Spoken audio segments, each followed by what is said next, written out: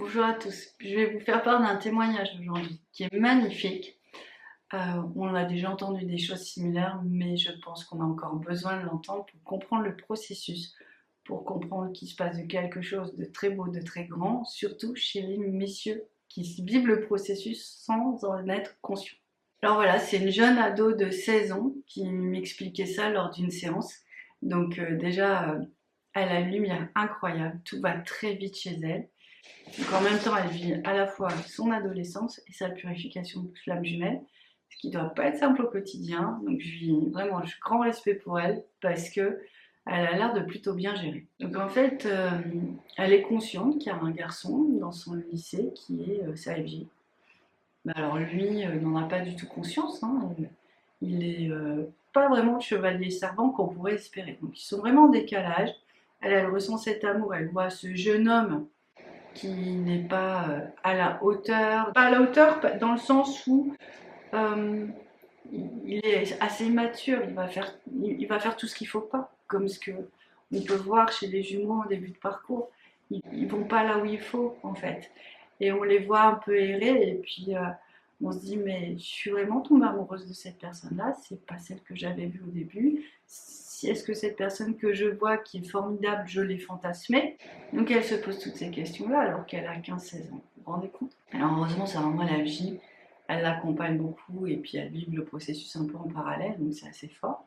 Donc elle est vraiment divisée par cette force d'amour qu'elle reçoit et puis cette vision, cette vérité qu'elle voit au quotidien qui est vraiment en gros décalage. Et puis il y a quelques temps, ils se sont croisés et leurs regards se sont mélangés.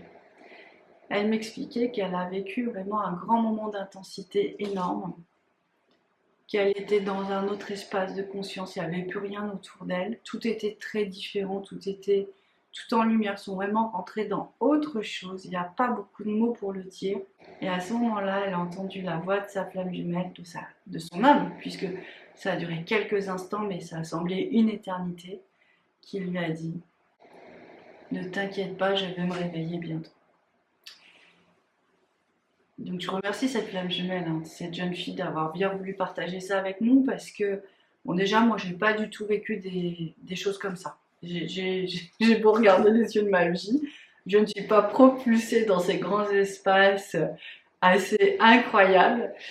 Mais voilà, chacun a son histoire, c'est pour ça. Mais ce moment-là qu'elle nous partage, il est tellement révélateur de ce qui se passe. Je sais très bien qu'on l'a déjà entendu, mais je sais très bien que c'est encore important de l'entendre parce que c'est compliqué d'intégrer que ce processus, qu'il faut travailler sur soi, qu'il faut faire les choses et qu'à un moment, il récupère une partie de son âme. C'est grâce à vous, c'est grâce à celui qui est conscient. Et à ce moment-là, il se réveille, il sort de sa torpeur.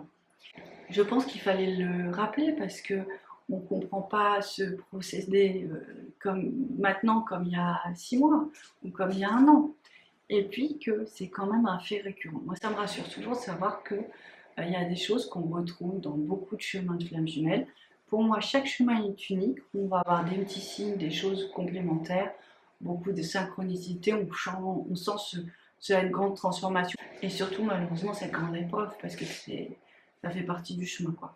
Donc voilà, je trouvais que ça c'était sympa, c'était rafraîchissant, c'était joyeux, c'était heureux et du coup bah voilà, il va se réveiller bientôt. Que veut dire le bientôt? C'est toujours la question du temps qui n'est pas d'ordre humain en fait, hein. Un temps qui n'est pas d'ordre humain, c'est bientôt, c'est quand il sera prêt, quand le travail sera fait, quand ce sera abouti, quand toutes les conditions seront réunies. Donc c'est à nous de réunir les conditions.